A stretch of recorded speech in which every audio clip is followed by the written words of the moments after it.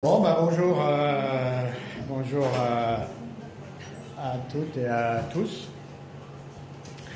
Notre question au gouvernement cet après-midi, elle sera posée par notre collègue député de Guyane, Jean-Victor Castor, qui posera une question sur les suites qui se font un peu attendre des engagements qu'a pris le ministre des Outre-mer, Manuel Valls, lors de son séjour récent sur la reprise des discussions et des négociations sur le statut de la Guyane. Donc il interrogera le ministre sur ce sujet.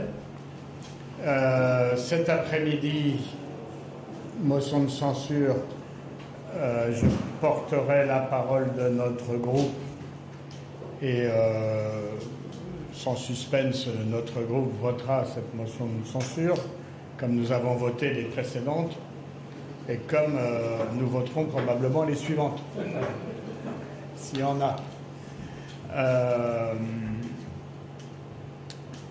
Vous dire également que ce sera l'occasion pour nous aussi de réaffirmer notre souhait que le gouvernement et le Premier ministre entendent le vote de l'Assemblée sur la question des retraites, puisque tout a été fait depuis 2 ans pour que l'Assemblée ne vote jamais.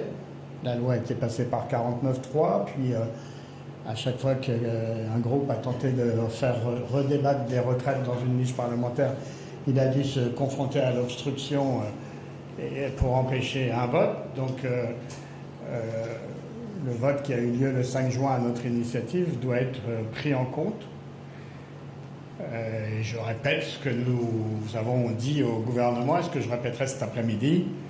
Il y a 2 façons de le faire, soit d'abroger la réforme et de revenir à la fois vers les partenaires sociaux avec une conférence de financement sur le système de retraite par répartition et vers l'Assemblée avec une nouvelle loi, ou alors de convoquer les Français sur un référendum sur le sujet.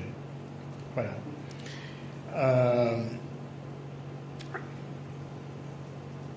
Par ailleurs, dans l'actualité parlementaire, nous avons plusieurs textes qui sont relatifs à la commission des lois, le texte Mayotte, un texte sur le statut de l'élu, un texte sur la rétention, enfin c'est une très commission des lois là, ces prochains jours. Donc il y a Elsa Fossillon qui est notre commissaire aux lois qui est à votre disposition pour répondre aux questions que vous pouvez avoir à lui poser sur ces 3 textes.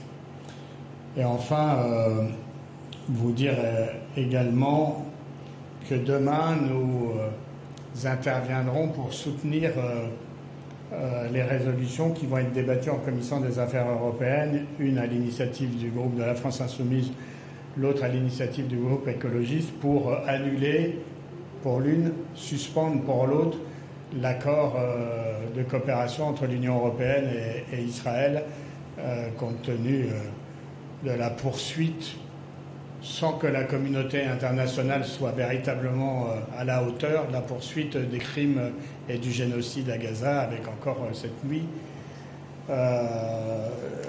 plusieurs dizaines de morts, dont des enfants, et la révélation, je crois, par le site de France Info, de l'existence de snipers israéliens entraînés et à qui l'on donne des ordres de tirer sur des civils lors des distributions alimentaires, ce qui est on rajoute à la somme des crimes de guerre commis par Netanyahou à Gaza. Donc nous serons mobilisés demain après-midi pour soutenir ces résolutions et faire en sorte que la parole de la France ne soit pas seulement justement des paroles, mais aussi des actes pour mettre un terme à cette horreur que l'on connaît sur Gaza. Est-ce que vous avez des questions ?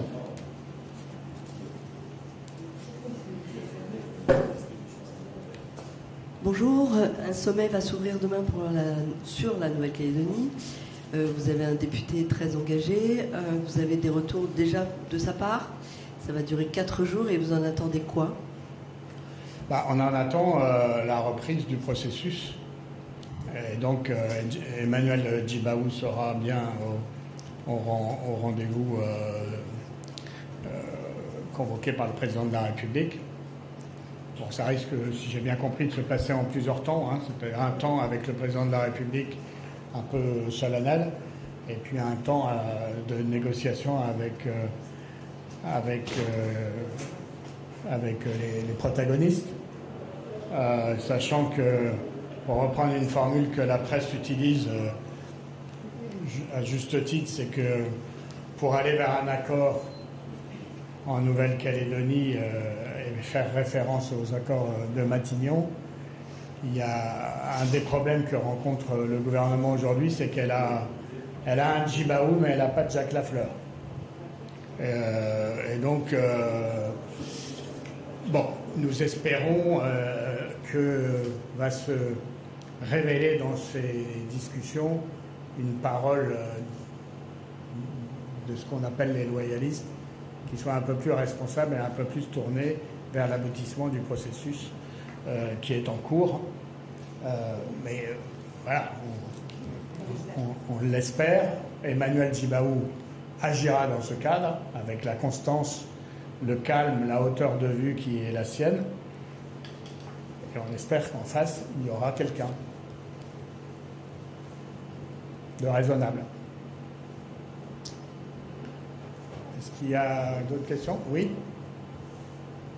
Est-ce que vous avez quelque chose à dire en tant que groupe GDR sur la canicule et sur notamment la promotion des climatiseurs, le débat? Est-ce qu'on parle un peu trop de solutions court terme versus long terme?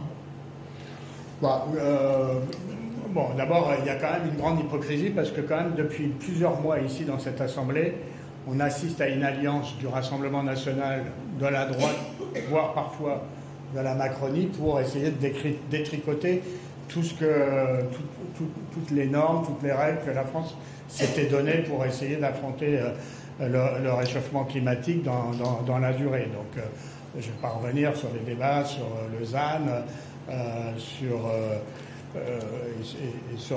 toute une série d'autres mesures. Donc, le projet du Rassemblement national est typiquement de climatisation systématique partout, est typiquement une mesure court-termiste et de négation des mesures de long terme et structurelles qui doivent être prises pour lutter contre le réchauffement climatique. Donc notre pays, nous avons accueilli les accords de Paris, nous les avons signés, et notre pays ne doit pas ralentir le rythme des mesures qui doivent être prises pour structurellement faire baisser les émissions de gaz à effet de serre, les émissions carbone, pour décarboner notre économie. Mais enfin, on a assisté dans le bloc central, en alliance avec le Rassemblement national, à des votes qui étaient des votes climato-sceptiques ou climato-négationnistes. Alors forcément, à chaque fois qu'il y a un épisode caniculaire, comme on le vit depuis quelques jours, le débat revient, mais aussitôt l'épisode caniculaire terminé, les vieilles lunes des climato-sceptiques reprennent le dessus. Il est grand temps que dans notre pays, ce débat soit tranché par une majorité de nos concitoyens et que soient sanctionnés ceux qui versent des larmes de crocodile sur le moment caniculaire, mais qui ne cessent de voter pour pérenniser et aggraver le réchauffement climatique. Stanislas Noyer, journaliste indépendant. On vient d'apprendre que Boualem Sansal a été condamné en appel à 5 ans de prison à nouveau. Est-ce que vous avez une réaction à ce sujet? C'est une condamnation scandaleuse.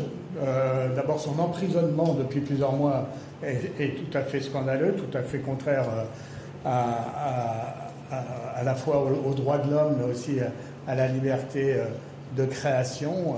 C'est un écrivain, sa parole doit être libre. C'est un franco-algérien, et donc que l'on soit d'accord ou pas avec ce qu'il écrit, c'est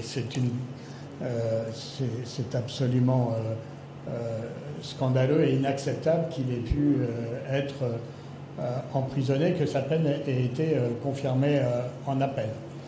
J'en profite d'ailleurs pour dire qu'il en est de même pour le journaliste français Jérôme Glaise, qui est un prisonnier. C'est pas Jérôme ? Non, c'est Glaise. C'est Christophe. Pardon. Jérôme, c'est un peu. Mais c'est pas grave. Pour Monsieur Glaise. Voilà. En tout cas, qui est emprisonné, alors qu'il était, ça se savait peu, depuis 1 an et demi en résidence surveillée.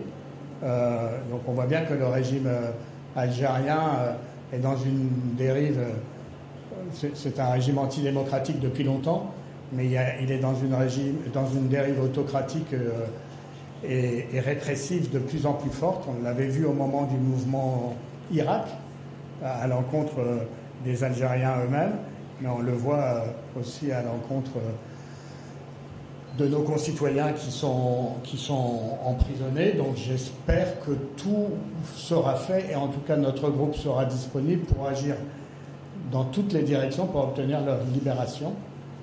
Voilà. La suite de la... Oui, mais ça, c'est... M. Delogu a donné une interview à la télévision algérienne pendant 30 minutes. Il n'a pas évoqué une fois le nom de Boualem Sansal. Oui, mais il a juste dit qu'il avait embrassé le drapeau algérien. Oui, mais d'accord, mais vous êtes à la conférence de groupe. Non, mais je dis que, effectivement, vous pensez ça, mais certains de vos collègues. Oui, mais je sais bien, mais si vous voulez. Tout à l'heure, je parlais de la Palestine. Il y a plein de groupes qui ne pensent pas comme nous sur la Palestine. Donc, vous êtes ici. Et sur l'Algérie, il y a peut-être des groupes qui ne pensent pas comme nous. En tout cas, nous, notre parole, elle est très claire. Et que ce soit en Algérie, en Chine, aux États-Unis ou n'importe où ailleurs dans le monde, quand un écrivain, un artiste, un journaliste est empêché d'écrire ou est emprisonné ou sanctionné en raison de sa création ou de ses écrits, c'est pour nous intolérable, quel que soit le régime politique qui est en cause. Donc c'est une question de principe. Après la motion de rejet d'hier, est-ce que vous pensez que la ministre Dati peut faire voter d'ici juillet sa loi? Ça va aller au Sénat?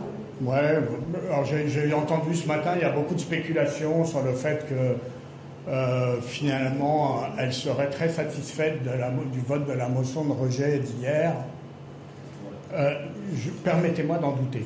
Voilà. Je ne suis pas certain que la ministre de la Culture puisse être satisfaite de cette motion de rejet, même si ça va raccourcir les débats à l'Assemblée, que ça va aller au Sénat, que ça reviendra à l'Assemblée. Je pense que cette loi, massivement rejetée par les salariés de l'audiovisuel public, mais est une mauvaise loi, mal préparée, et qu'en plus, elle s'y est prise de telle manière, par ses provocations incessantes à l'encontre et des députés et des journalistes, elle s'y est prise de telle manière que, à mon avis, c'est une loi qui est mal emmanchée, si je puis me permettre l'expression. C'est bon ? Merci.